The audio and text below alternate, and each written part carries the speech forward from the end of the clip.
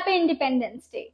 मुल्क की आजादी आपको मुबारक हो, इस मुल्क के मर्दों को मुबारक हो, क्योंकि आधी आबादी की आजादी पर तो आज भी सवाल है। अरे नहीं नहीं, आप ऑफेंड मत होइएगा।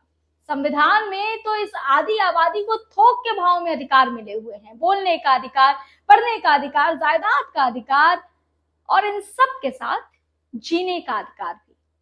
संविधान उठाकर देख लीजिए, पर जनाब संविधान ही उठाइएगा, कहीं गलती से अखबार ना हाथ लग जाए।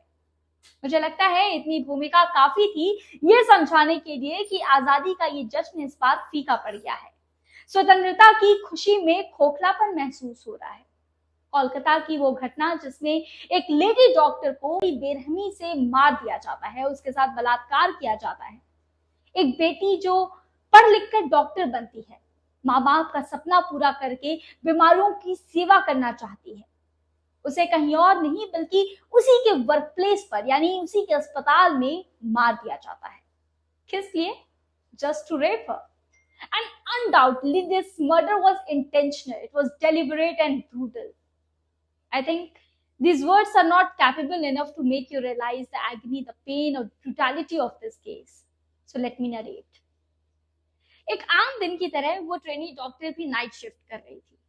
हालचाल बताने के लिए उसने अपनी माँ से फोन पर बात भी की थी और ये कहा था कि वो एक बार राउंड लगाने जा रही है, ये देखने के लिए कि कहीं किसी मरीज को कोई तकलीफ तो नहीं है। फोन कट हो जाता है।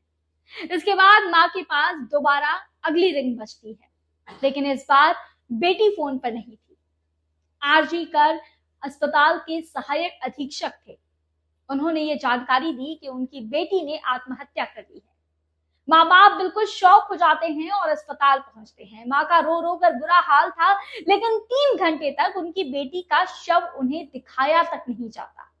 3 घंटे बाद उनके सामने शव आता है और इसके साथ ही सेटलमेंट का प्रस्ताव भी। बेटी की हालत देखकर माँ के होश उड़ जाते हैं। उसके पैर 90 डिग्री पर एक दूसरे से अलग थे, यानी कि दोनों पैर चीर दिए गए थे।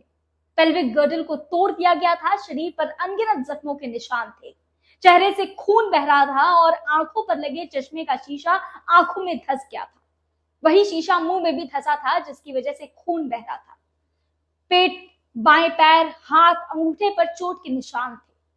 ट्रेनी डॉक्टर ने विरोध किया था, उसने आत्मसमर्पण नहीं किया था, उसने लड़ने की कोशिश की थी, जिसमें उसका सर बार बार लड़ाया गया।